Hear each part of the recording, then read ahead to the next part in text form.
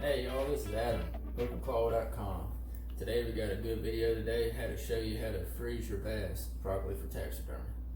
And by the way, if you like this video, go ahead and subscribe, like, rate it, and leave some comments below. If you got any questions, leave comments and we'll answer them. And we're gonna have a good time today. Let's get started. We got our bass that we recently caught.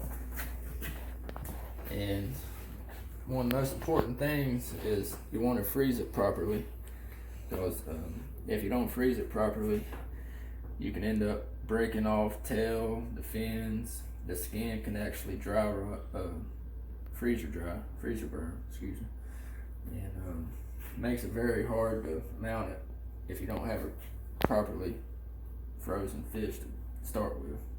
Anyway, you want to get a towel, perfectly clean dry towel, set your fish in the middle of it, and you want to make sure the fish stays wet.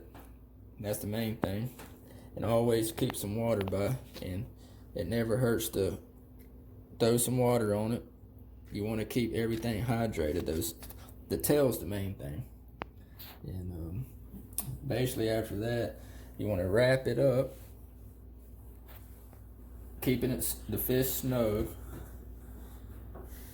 and use some regular old masking tape. Some people use duct tape, it don't really matter. You just don't want the fish coming out. Put it right there and go ahead on the other side.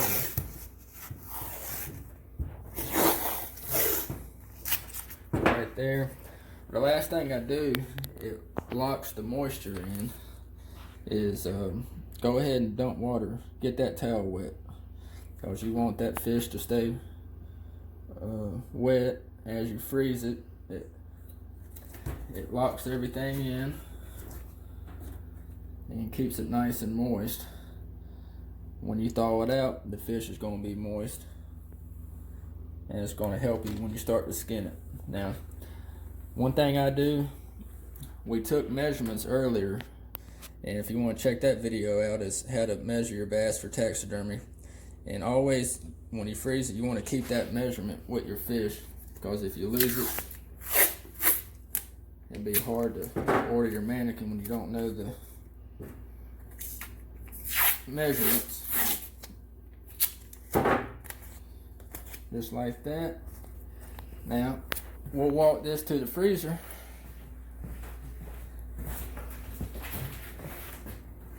Place it right in the freezer.